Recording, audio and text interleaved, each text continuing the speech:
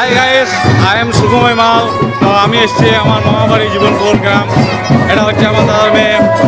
তো আজকে যেটা সরস্বতী বিসর্জন এখানে খুব ধুমধাম করে হচ্ছে।